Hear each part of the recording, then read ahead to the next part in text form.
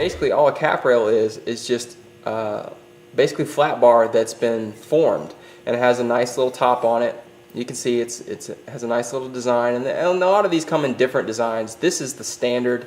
This is the cheapest route to go. This is about $18 for a 20-foot piece. Very easy to work with.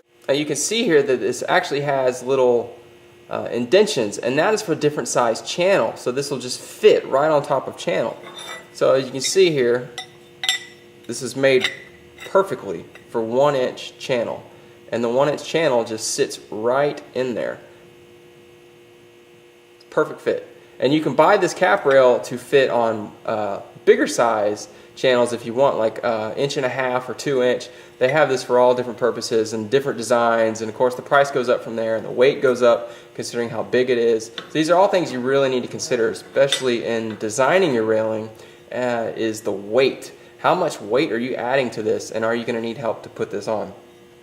Now, another way to do a cheaper cap rail, especially if your customer, they don't want something really fancy and they really want to keep the cost down to a bare minimum, is you can go with just a larger piece of channel like this. And this channel will just sit right on top, just like that. And that makes a perfect cap rail. Okay, so now I've cut my cap rail. It's a nice perfect fit. Now I'm just going to clamp this down and weld underneath, and we'll be all set. Now one more thing that's important to remember is when you're using your cap rail, if you're using just a piece of flat bar as your cap rail, make sure that it is wider than your channel that you're using for your pickets, your base frame channel.